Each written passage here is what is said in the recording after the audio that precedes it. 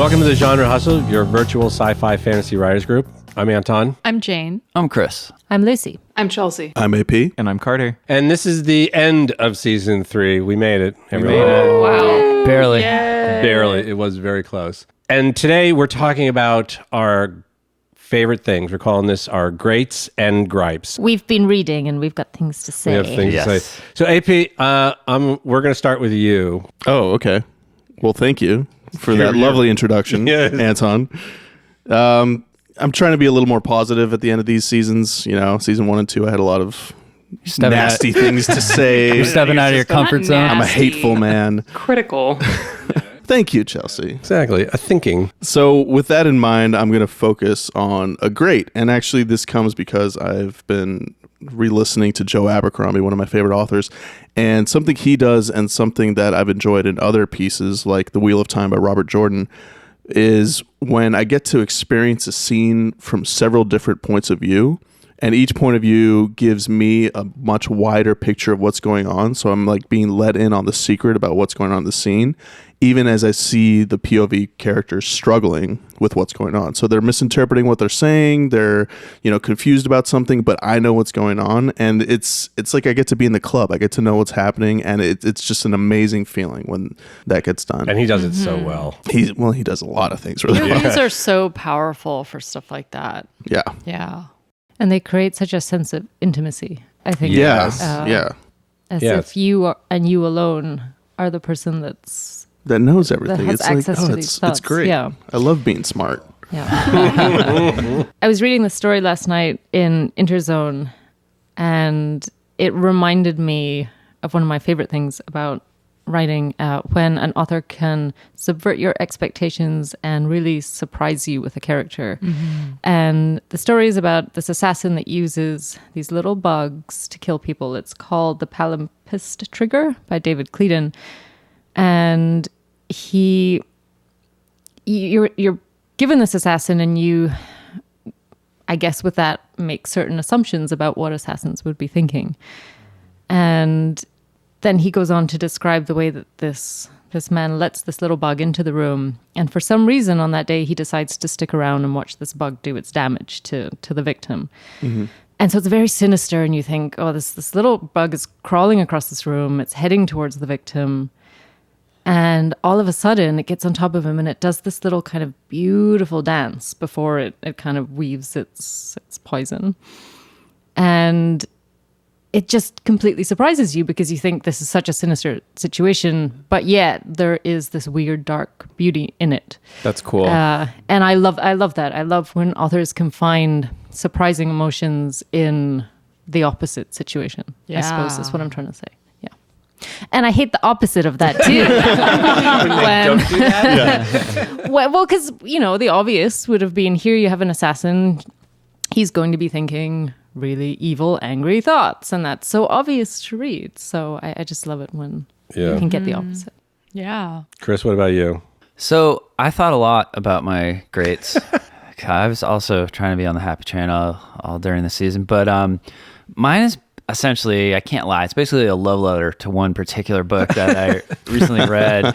It's by Cameron Hurley, and it's called The Stars Are Legion. I loved so many things about this, but the thing that I really loved, she did something that every time this happens, and every time I come across this in a book, I'm just flabbergasted by how skillful the writer is, and always it's just so inspiring to me. But so it's basically a space opera. I'm not going to give many spoilers out, but I'm reading the book. I'm a couple chapters in, and all of a sudden, she's just been dropping the story in there with the plot and the world, and all of a sudden I realize there's no males in this entire universe. And what was great about it is it doesn't matter what the thing is that they drop in there or that you realize, but the fact that she allowed the reader to kind of figure it out without just saying, putting it in some awkward dialogue from some character. Right. It just came out. Say, Bob, have you noticed that there are no men here? Exactly. When was the last time you talked to a man? Huh. Totally. But and so for me, what's so great about it is just I'm like, I was so inspired to I'm like, I need to just write so much better. You know what I mean? But like, do you ever have those moments and it's just like, you're simultaneously like, oh, I'm so not good enough. And then you're like, I'm going to aspire to that. And so like, I've been kind of fired up about it since I read the book. Is the fact that there's no men in the universe, is that like a big plot point in the book, or is it more like a detail that's it's again, without spoilers, it's somewhere in between there. It's important for the plot, but it's in some ways, but it doesn't. It's not what the book is about. Absolutely not. And there's so many other cool things about this universe that she also does the same thing with, like including like the ships and stuff that are in this space opera. You quickly realize just through the story that they're actually biological kind of, and it's like, it's amazing. I love some biotechnology. That's always good. I'm always good for that. It's always an as easy sell for me. I think that speaks back to what Lucy and AP were talking about with POV, because of course from the POV of characters in the universe, it wouldn't occur to them to ever mention or note that, right? That there are no men. Exactly. Good morning, another day without men. So it's I love it when writers are able to do that too. It just flowed so naturally, and it's just like, I'm like, all the things we talk about on the podcast, all the craft issues, all of it comes together, and it's like this masterpiece of like writing where you're just like, oh yes, you did it. You did the thing. Yeah. I don't know, that's very vague, but you know what I mean? Yeah. Everyone. I totally get it. Sounds awesome. You're swept away. I'm gonna read that. I love when so stuff is good. That's like my favorite. And I hate when it's That bad. is my great. Yeah. Yeah, that's pretty much sums it up. Thank you, Carter. So I was thinking a lot about characters and social structures. I think we, especially in certain genres or subgenres of fantasy, I guess I've read a lot of stories and I've written a story where the main character is essentially an orphan, right? And orphans have their place, like Oliver Twist, straight up, of Batman. course. Yeah, right? They have their place. But I also feel like when you make a character an orphan, you miss an opportunity to really show how their familial and sort of social structures might impact them. And you can still make them an isolated character or a character in crisis, even if they have a family. And in fact, I think it can be even more interesting if you show that this person might still even love their family and their family loves them, and yet they're still isolated because there are fundamental differences about them or they don't get along or what have you. And a book that I finished recently that I totally love for many, many reasons, but one of the things that she does really well is show a character who's in crisis, who still has friends and family and cousins, and yet, she's going through this terrible time, and you can totally understand why she's so isolated. And that's Tess of the Road by Rachel Hartman. I just ended up falling in love with this poor character who goes through so much. And it's the social structures in some ways that actually put the pressure on this character and kind of force this really awesome character arc throughout the course of the story. So I really appreciated that. Yeah, I think sometimes when I'm like writing a character, I don't necessarily make them an orphan, but I just like leave out their parents. Like they're out of the picture. Same and like here. they don't have siblings. I don't know if I've ever written a character with siblings. I should like think about that.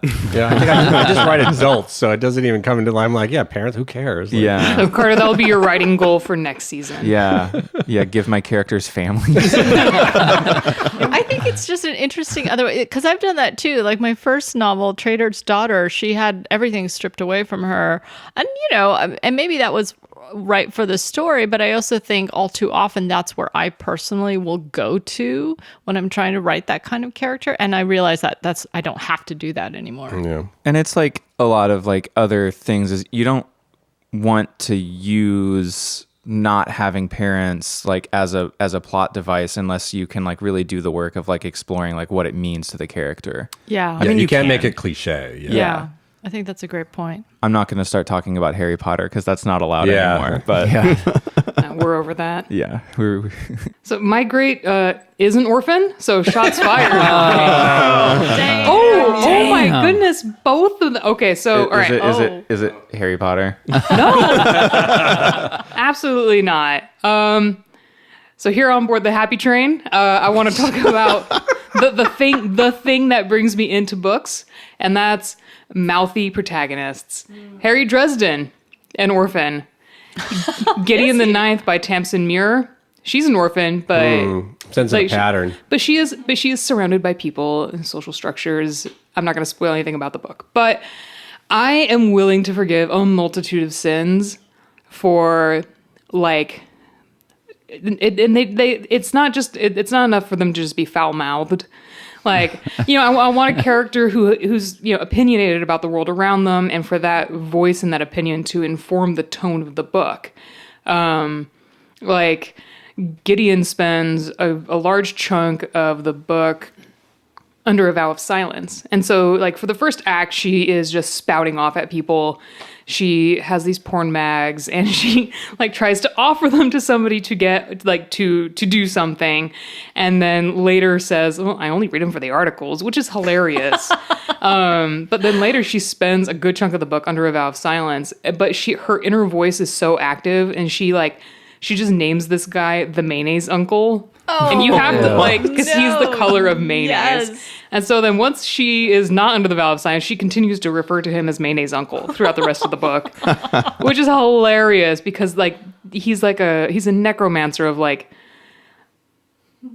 unsurpassed power and just really chilling. But she just carves everyone around her down a peg by referring to him as the mayonnaise uncle. So when I was thinking about this, the inverse of this is actually a problem for me in my own writing, because I find that when I don't have a strong concept for a main character, like when I start idea first instead of character first, that's usually when I tend to burn out on an idea, or like a story just doesn't get its legs. Yeah. Oh, interesting. Yeah. So like I'm just having to learn I write characters first.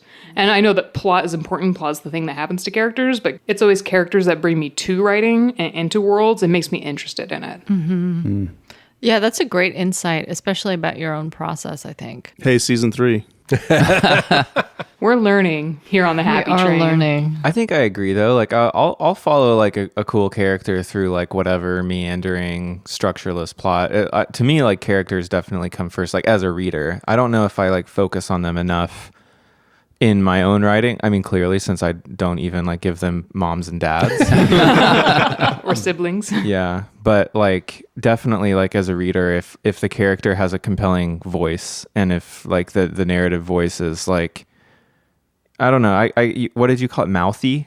Yeah, mouthy. Yeah, mouthy is good for me too, definitely. And I can hang with like a plot that doesn't follow like a strict like 3-act 7-point structure or something, if the character is like along for the ride with me or something like that. Yeah, like I recently went back through a bunch of the Dresden Files by Jim Butcher, and just realizing like these books aren't as good as I thought they were when I Not as good first as you read them. remembered him. Exactly, but like that character is still so fun, and all the characters around him are still so fun that I'm willing to like sign up for the ride anyway.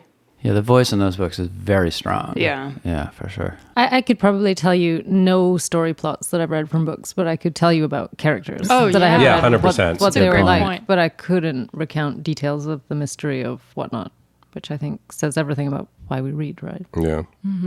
Yeah, so I guess mine's like kind of speaking of characters, I'm gonna just be a nerd for a second, if I may. For just 1 second? Yeah, keep it short. Wait, On this is my- a very serious podcast. on my genre fiction podcast. One thing that I think is super cool is when you have a character who levels up over the course of the story. And I think what I really like is especially when you get to see a character kind of rise through the ranks of like an organization or institution or something, especially if it's like a fucked up organization.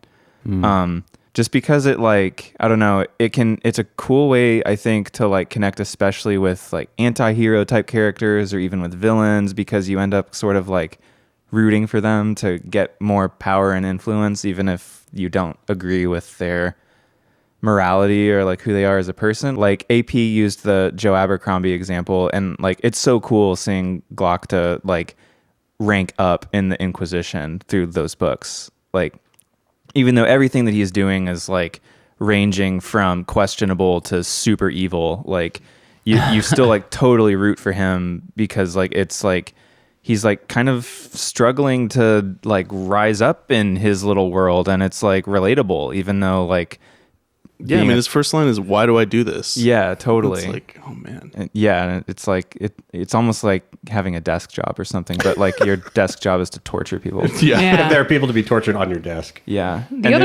Sorry, go ahead.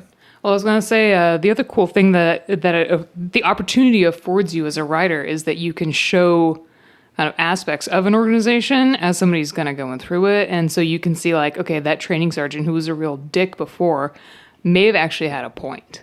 Yeah, and totally. I think another really good example of that, to use a super well-known one again, is like when you see Jon Snow like rank up in the Night's Watch in Game of Thrones. What's like, Game of Thrones? I don't know. You probably haven't heard of it. It's a super niche. underground. It's a niche. It's a small show. Yeah, it got canceled. Or like I just reread Dawn by Octavia Butler last month or so, and like you see Lilith basically go from being like kidnapped by these aliens to like they end up basically making her like the leader of the next like brood of humans, as she like it like ends up being her job to like teach them everything that the aliens have like going on for all these humans that they've basically kidnapped / rescued. It's super cool. So she goes from like totally confused and clueless to like basically re-educating like a new like bunch of people, and it's like really cool to watch. Or like another example, AP's Work in Progress, Rat, which I just beta read. I mean, you basically have the whole structure of an organization built into like the kind of plot of the novel. Yeah, I do. And That's Yeah. He's got a lot more than that, actually. do I though?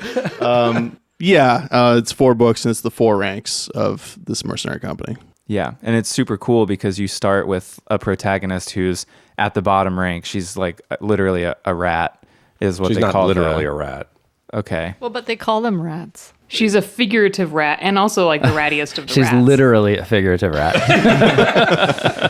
But her rank is literally rat. Yes. Thank you, everyone. Just keeping you honest, Carter. Another example of a book that just came out this last year is The Poppy War by R.F. Kuang.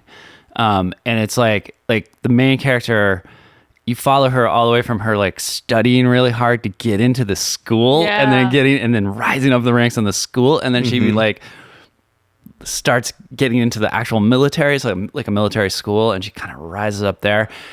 Few things I find more satisfying than reading about a character who's like studying really hard and then just takes a test. I don't know why, but I love that. That starts from the bottom and succeeds against all the odds. It validates our educations, maybe Yeah, in a a little way. bit, It's maybe. like, oh yeah. That history degree was worth something. It was totally no. Well, let's not no, go it was crazy. not. Yeah. But I actually like the actual part of like reading about them, like staying up all night and like drinking Really an energy working drink. for it. I don't know. Yeah, because she has to memorize like reams and reams and reams Yeah, of yeah. subject matter. Yeah. It's cool. it's strangely satisfying, and it's really cool. You'd probably like it, Carter. Is my point. I've heard a lot of good things about that book, actually. It's kind of new, right? Yeah. Yeah, Yeah. Came out in This year. 2018. Well, I think people love to read about work because it's 95% of what That's a good point. everyone does, Yeah. right? In society. Well, and the, We're all and the climbing characters ladders. achieve something too, which is nice.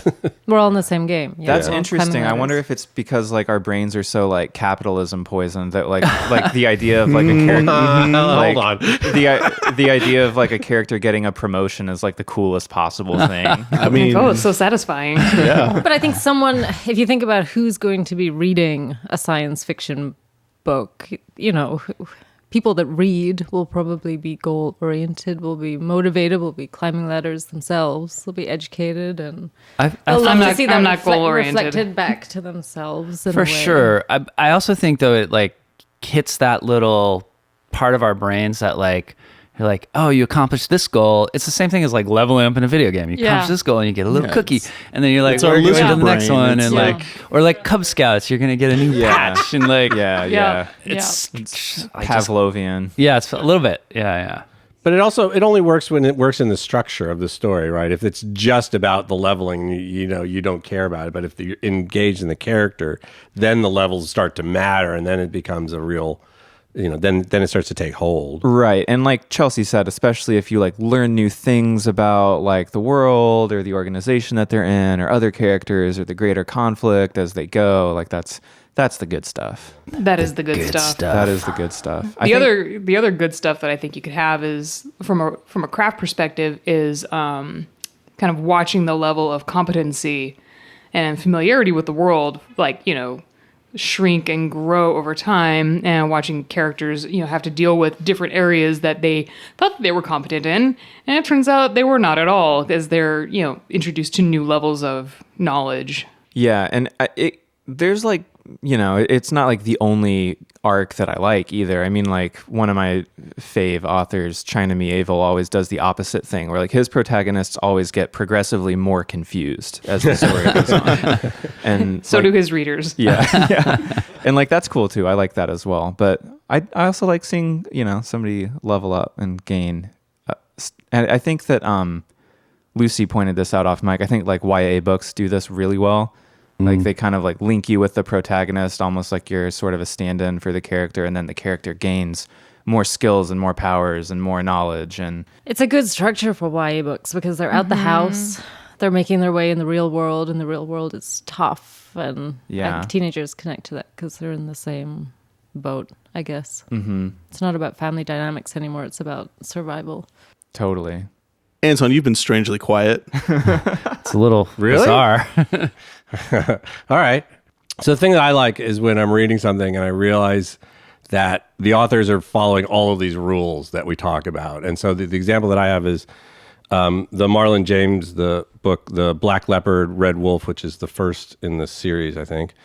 And I got halfway through the book and I realized, that's the turn. And this is my personal great. I love that I recognize it. It's that Solinari moment where I'm like, I can recognize the genius of Mozart here because I know these rules.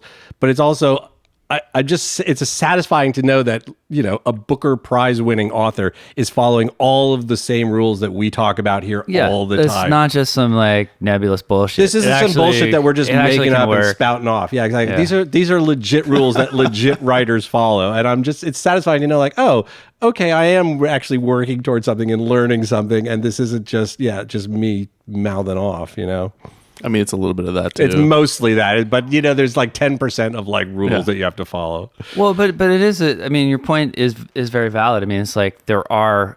First of all, as we've said, I think many times, there's no rules, but like there are guidelines that you can follow. Like if you learn how to plot a 7-point structure or whatever, it can help you. Yeah.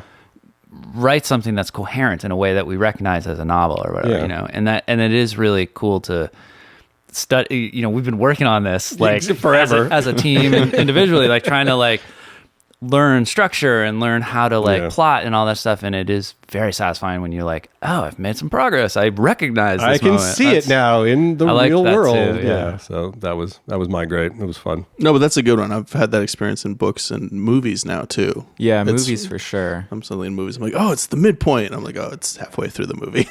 Like, Ding dong. Yeah. Shocker. Well, It's crazy when you start to see how many of them follow those rules. Yeah, absolutely. Right? Yeah. Well, this incident is inciting something. Thank you everyone for listening. We really appreciate all of you out there, and this has been a lot of fun. Come back next blood, season. sweat, and tears. Yeah, come back for season 4. There's a next season? Yeah, we're Yeah. gonna next week. So It was always wanted to originally talk to you about that, It was Carter. always originally planned as a quadrilogy. I just want to go home. Carter just jumped out the window. They won't let me stop. Anton is the poet. Carter is the longer here. yeah, Season 4 will we've be learned small. so much. We've all changed as characters. All right. Well, thanks for following along, and we'll see you soon. We'll Thanks, see you all next everybody. season. Bye. Bye. Thank you for listening to The Genre Hustle. You can find us on our website, www.genrehustle.com, on Twitter @genrehustle, or on Instagram @genrehustle. Our podcast is available on all major streaming platforms, including YouTube. Be sure to like, subscribe, and send any feedback or suggestions our way. See you next time.